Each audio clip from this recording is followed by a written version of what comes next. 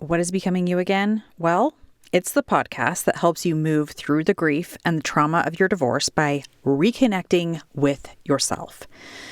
It's where you learn to create lasting emotional resilience, and then you learn how to live a truly independent life so that your life can be even better than when you were married. I'm so glad you're here. You're listening to Becoming You Again, episode number 140. Welcome to Becoming You Again, the podcast to help you with your mental and emotional well-being during and after divorce. This is where you learn to overcome the grief and trauma of your divorce. We're going to do that by reconnecting with yourself, creating lasting emotional resilience, and living a truly independent life so that your life can be even better than when you were married. I'm your host, Karen Nelson. Welcome back to the podcast, my lovely ladies. I am so excited that you're here today because I have a very special guest, and I really think you are going to love our conversation.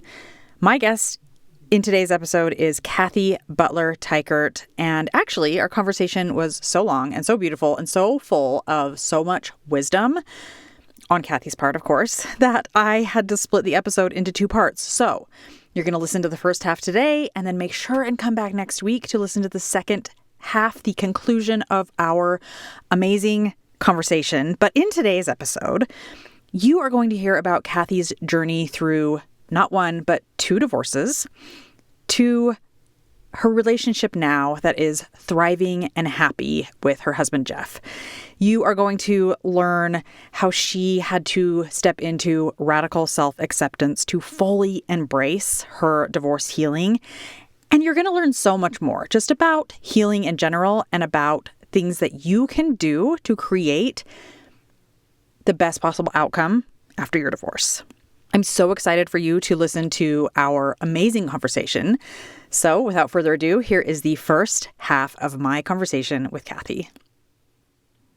Welcome back to the podcast, my lovely ladies. I am so excited for you to be here today and listen to my podcast guest. Today, I have my friend, Cathy Teichert, and she is going to share so many amazing things, I'm sure, about her divorce experience and what life is like now and so many other tidbits. And I'm just very excited that she's here today. Hi, Cathy. Thank you so much for being here on the podcast. Hi, Karen. Thanks for having me. Yeah, I'm so excited. So you and I have both gone through a divorce. This is something that we have in common, which is clearly why I asked you to be on this podcast, because I think it's so important to share experiences that other women can listen to who are going through a divorce, because I know at the beginning of a divorce and when you're in the middle of it, it is very hard to imagine that life gets better, that you can get out of a divorce and actually thrive and be living a life that you are excited about. So can you kind of share your story or your journey as far as it goes with divorce and dating and remarriage and anything else that you kind of want to share with my audience? Sure. So for me, I got married when I was 19. I think you got married young too, right? Yeah, 19. Yep. Yep. And so my whole adult life was as a married person. And 14 years in, two kids, I didn't know how to be alone when he opted out. And it was his choice to get out. However, we both contributed our fair share of drama to the relationship. And I'm not going to go into details, but very painful situations. I think in a lot of ways we hurt each other in the worst possible ways for each other. I think and one thing I wrote about in our Amazon bestseller Intentional Courtship is how easy it is to create what we fear.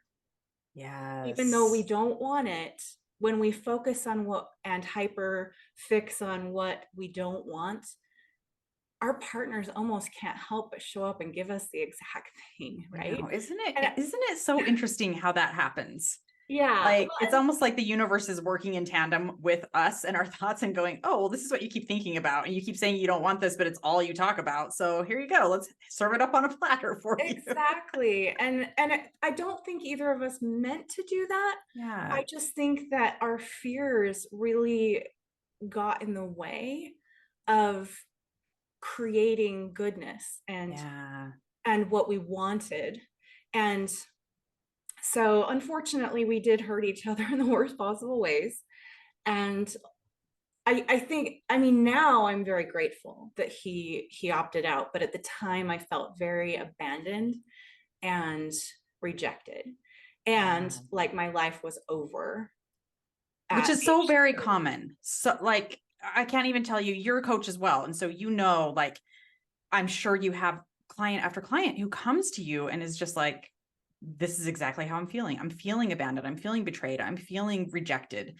Mhm. And so it's very common to feel those things as you're going through this experience. Well, and then we start telling all sorts of stories around the situation. And I didn't even know that's what I was doing. I mean, for a long time, I just didn't know what I didn't know. And I didn't understand that I was creating my own pain in a large respect. Now, would I have gotten through that without pain? No, because if you have loved and lost, it's going to be painful, whether it's a Yeah. death or divorce. And that's the cost of love. And that's the kind of pain that I do want in my life because I want love, right? Yeah.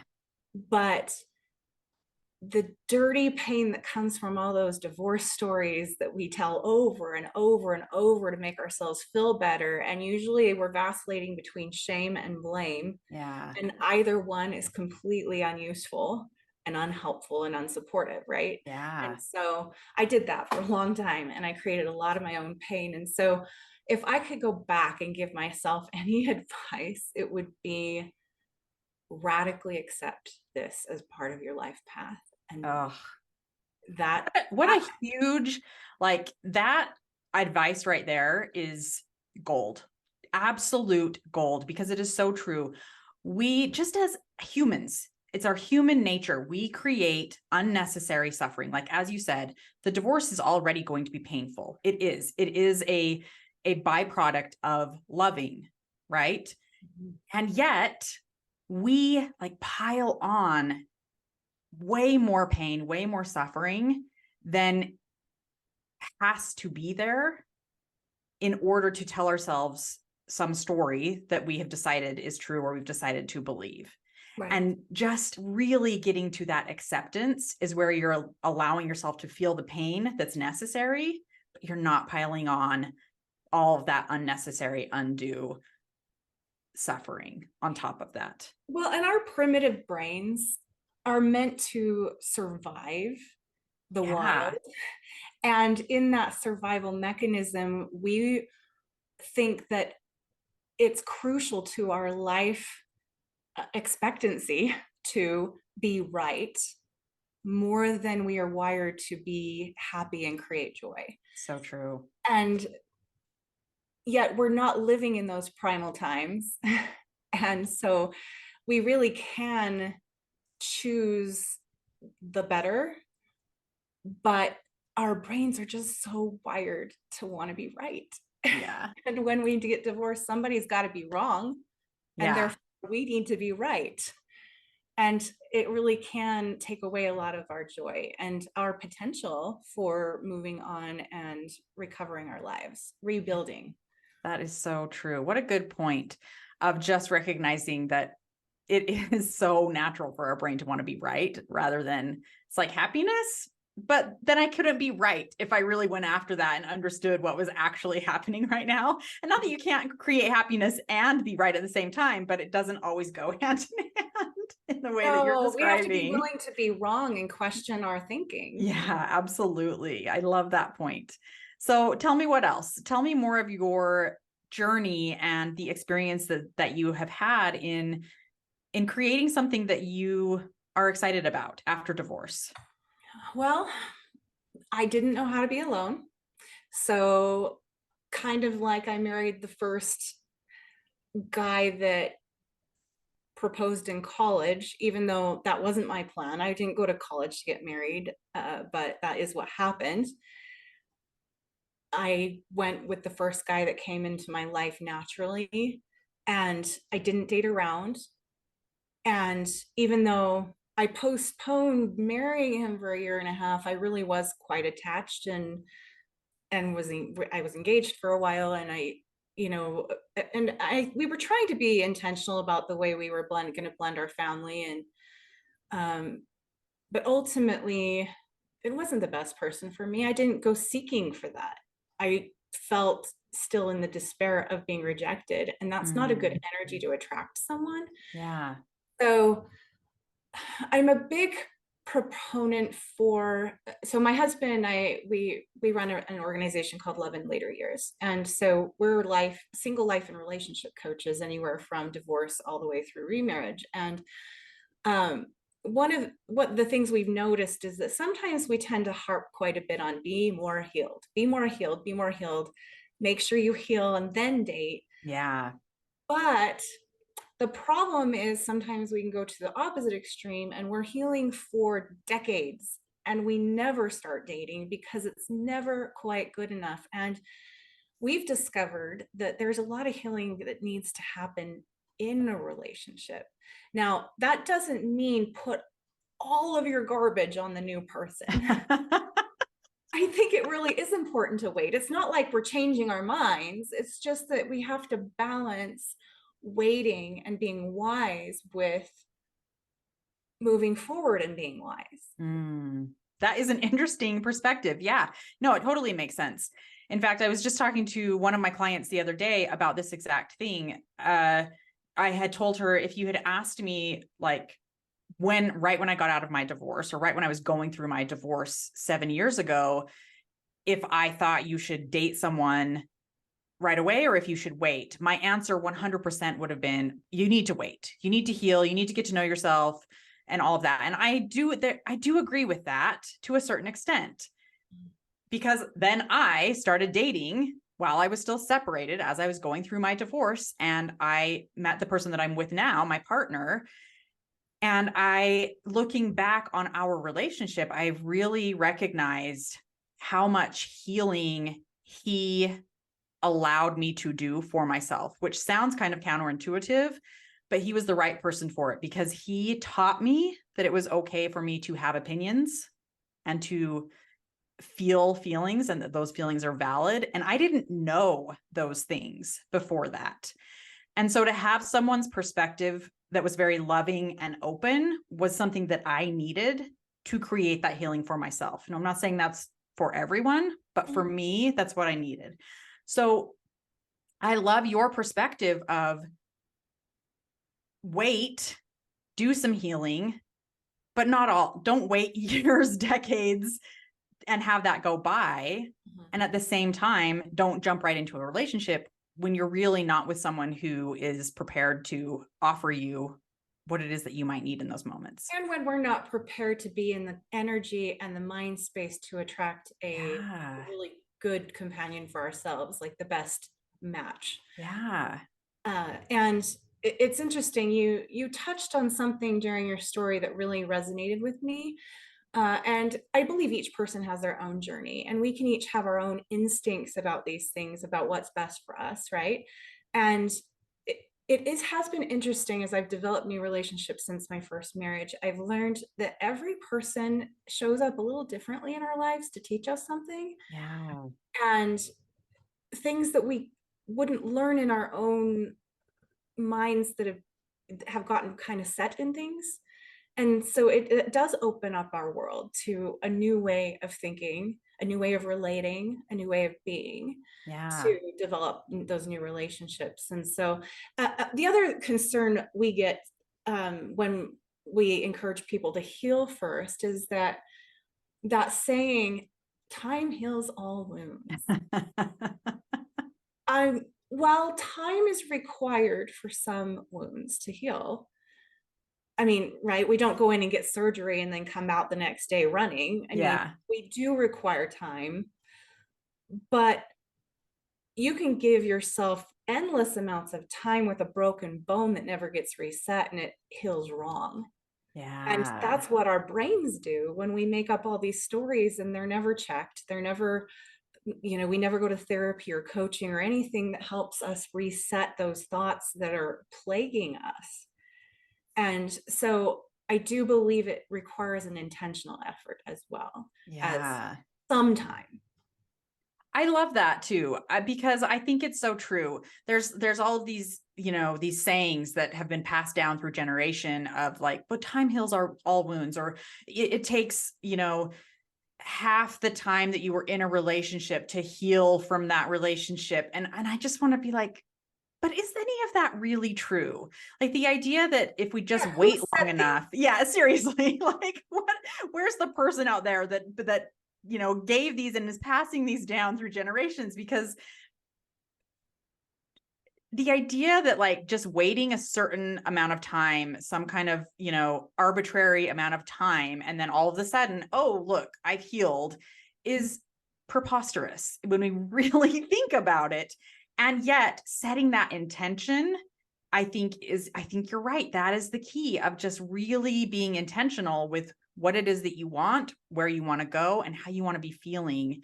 And then set out to do those things, to make that happen, to do the work that needs to be done for yourself to create that healing. Yeah. And then be patient with the time it does take, because I Yeah. think a lot of us want to have that pain over with. Oh yeah. I'm so tired of feeling this. I hear that. I'm sure you do too. I hear that all the time. I don't want to feel this anymore. I'm tired of feeling this. It's too heavy. It's too hard.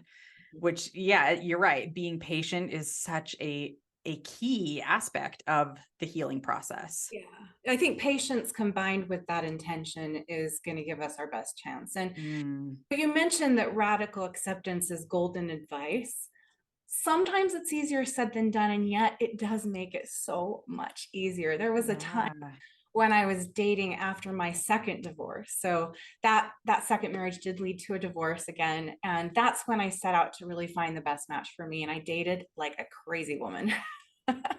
But it was very empowering to be able to choose. And I was very hesitant to get into relationships. And finally, I decided, because I was dating a lot of people, and I'm like, I just need to move in a direction. And I chose a direction. And then that direction fizzled very fast after I'd let everyone else go. And I was really tempted to ruminate and to think about, well, why did he do this, and to be upset about it, and like, well, does he not know the sacrifices I just made, and how seriously I take any kind of commitment at this point, because I'm trying to belong to myself. Anyway, it's interesting because this same man had just told me the last time I saw him, he loves nature, and he picked up a leaf off the ground, and he said, plants are very wise. They know how to take poison and turn it into love and life. And it was fall when I walked into the relationship and back out very shortly thereafter, based on his, level of commitment.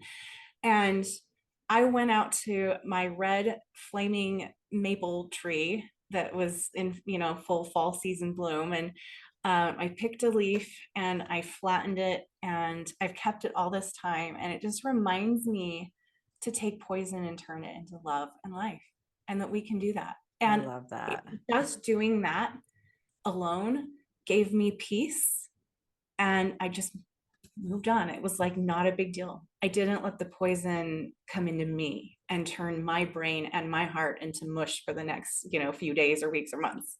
Yeah. That's such a cool visual of like getting that red leaf, holding on to it, but then really making it mean, like really putting meaning to those words of like, I am not going to take this rejection, this breakup, this whatever you want to call it, and make it mean something about me, and make it mean that like I did something wrong. There's something wrong with me. I'm not lovable, whatever our brain wants to tell us. Right. I love that. I love that you can take that poison and create something beautiful out of it that is just going to help you on your journey to the next thing, to the next best part of your life. Because I feel like our journey is never just like we reach a best part and then we're done. That's it. We've we've, hit the peak. No, it's a journey. And the It's thing is, I 100% still a have to journey. remind myself about radical acceptance and that that's a thing I can do. Yeah. I'm not perfect at it. I don't know if I ever will be. I think it's an effort because, again, we're always fighting that primitive brain of ours that wants to be right and wants to make our case and wants to have our day in court. And we have these conversations with ourselves. So true. And we really can just accept Yeah. and move forward. Like, okay, Yeah. that wasn't the right direction. And so what happened after that? Like after you have recognized, like, I don't have to accept this poison that has been offered to me. I can truly turn it into, I can truly turn my life into whatever it is that I want. Where does that take you? Well, I kept dating and I was super impatient with the process, but I had told my maker, my God, I had said, please, if this relationship is not going to be a win, if it's not going to be good for me long term, forever, I want a no. Because I'd felt in my previous two marriages that God had kind of left it up to me. And it's like, if you want to make this choice, I support you. Like it was kind of more like that. And I think it needed to be my choice and I think every really good relationship does, every healthy one does. Yeah. But this time I was saying, okay, I've learned from two really hard marriage and divorce experiences.